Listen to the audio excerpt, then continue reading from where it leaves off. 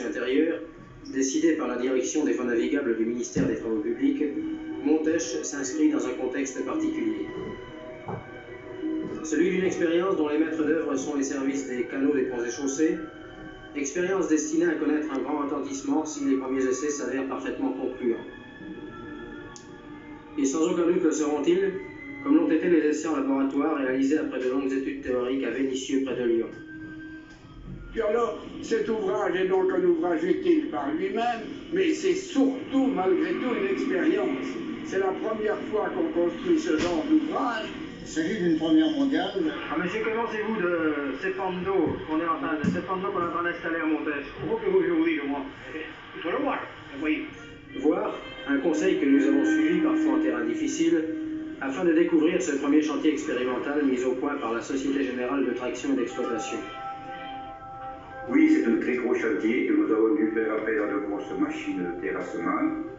Plusieurs mètres cubes de terre ont été déplacés. 7000 mètres cubes de béton ont été nécessaires, énormément de ferraillage et en plus nous avons eu des problèmes de remontée d'eau de la nappe phréatique.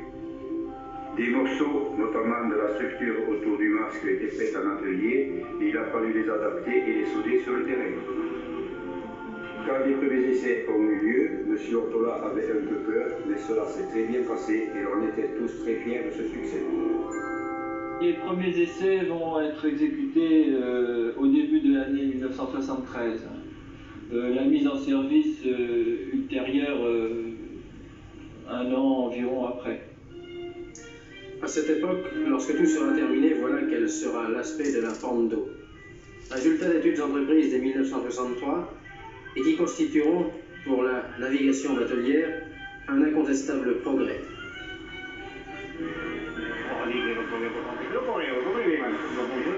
C'est exactement la mécanique de notre rail. Même la carrosserie de l'appareil est celle d'un autorail colonial qui fait dans les 800 chevaux. Elle sera jumelée en quelque sorte à l'autre locomotrice qui se trouvera sur l'autre rive de la pente d'eau, Oui. Par une traverse rigide, bien sûr, pour que les deux locomotrices avancent en même temps. Exactement, exactement. Et sur cette traverse est attachée l'articulation du masque qui lui vient boucher la rivière. Ça va être 2000 chevaux qui poussent tout Cette masse d'eau avec le bateau qui sera... la masse d'eau qui doit être aux environs de 1700 tonnes.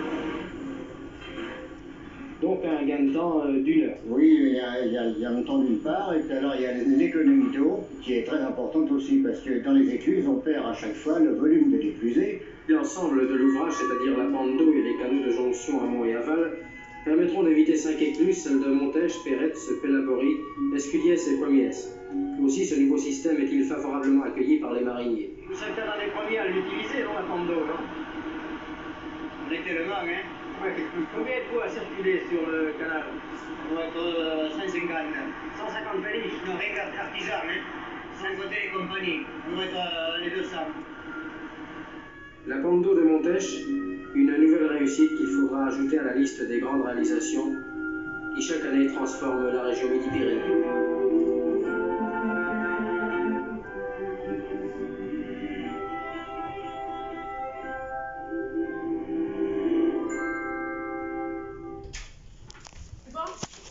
Tu me l'enverras, celle-là? Ouais. J'ai pas fait celle-là, j'ai fait